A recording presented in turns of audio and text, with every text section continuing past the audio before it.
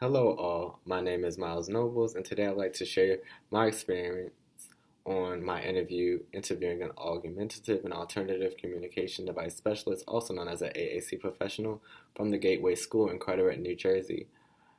The AAC professional I interviewed was Miss Christine Myles, who is also a speech language pathologist.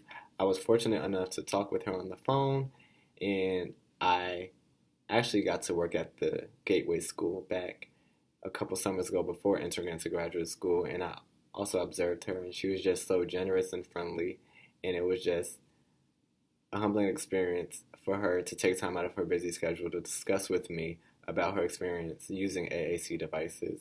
So during our phone conversation, I asked her several questions.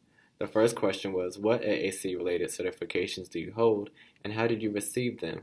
Ms. Myers told me that she attended King University in Union, New Jersey, where she earned her master's degree in speech language pathology. Back when she was in graduate school, she didn't have a communication modalities class.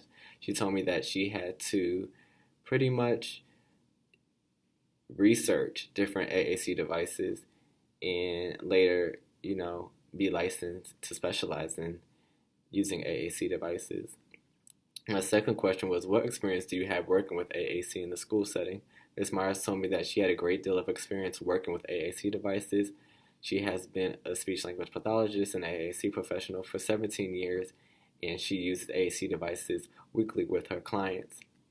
My third question was, how would you describe your caseload? Ms. Myers told me that she works with school-age children who are nonverbal, little to no speech, have autism, processing disorders, and receptive and expressive language disorders who use AAC devices during their therapy sessions. My fourth question was, what assistive technology have you used over the course of your career?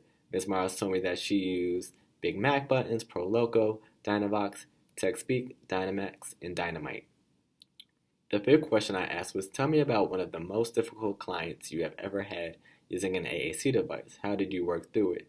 Ms. Myers told me about how she worked with a client who was at the Gateway School since 8 or 9 years old up to they were about to graduate from 20 to 21 years old, and they were nonverbal and autistic and had some apraxia, and they were working on requesting. And she told me that they were using the Big Mac buttons to practice having him communicate using the bathroom on his own in order to get a job at a shelter. They were working on this for several months. By towards the end, when he was about to graduate, he was able to use the Big Mac buttons to communicate him having to use the bathroom independently, and he was able to work at the shelter.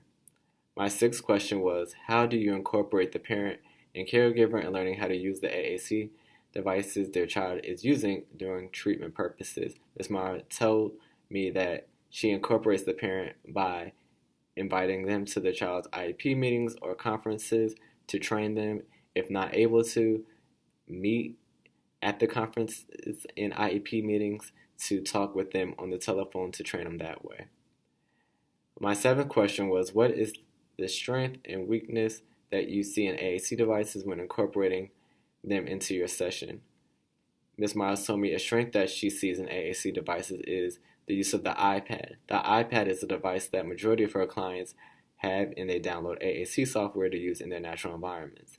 A weakness that she has with her clients in using AAC devices is them pressing the same buttons repetitively. She wants them to know that you can press other buttons to express your wants and your needs. The last question I asked was any advice you would give graduate students who have interest in specializing in AAC devices. Ms. Myers just told me that to pretty much gain all the knowledge you can in the classroom, clinical practicums, externships, and your clinical fellowship year, and using AAC devices once you begin officially practicing in the field.